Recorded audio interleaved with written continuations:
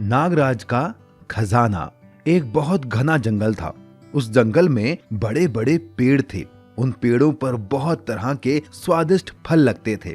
उस जंगल में कई जानवर रहते थे, जैसे बड़े बड़े दांतों वाले हाथी, शेर, चीते, हिरन।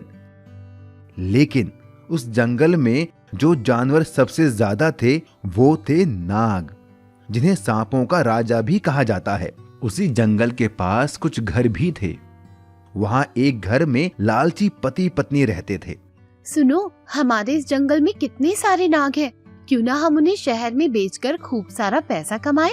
फिर हमारे पास भी बड़ी गाड़ी होगी, स्विमिंग पूल होगा जिसमें गर्म पानी होगा, मेरे पास गहने भी होंगे।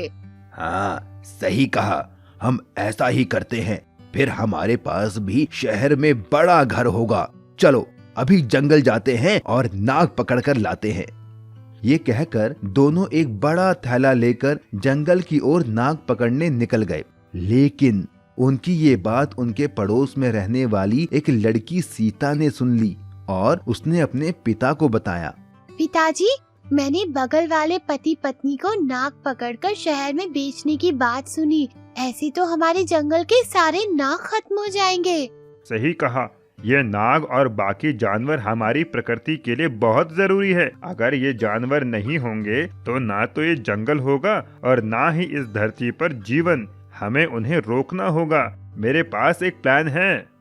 इतना कहकर वो बाप बेटी उन पति पत्नी से नागों को बचाने के लिए उनके घर के पीछे झाड़ियों में छिप गए। थोड़ी ही देर में वो पति पत्नी अपने बड़े से थैले में ढेर सारे नाग नागिन पकड़कर ले आए और उन्हें आंगन में रखकर सुबह शहर में बेचने का प्लान करने लगे। और धीरे धीरे दोनों सो गए। लेकिन जैसे ही वो सोए, सीता और उसके पिता उन पति पत्नी के घर चुपके से पहुंच गए और चुपके से उनके नागों का वो थैला उठा ले आए। पिताजी, हमने नाग लालचियों के घर से चुरा तो लिए, लेकिन अब इनको करेंगे क्या? मैं जंगल में एक जगह जानता हूँ जहाँ सांपों के घर बने हुए हैं। हम इन नागों को वहीं आजाद कराते हैं। ये कहकर वो दोनों घने जंगल की ओर चल दिए और उन्होंने वो थैला खोलकर उन नागों को आजाद कर दिया।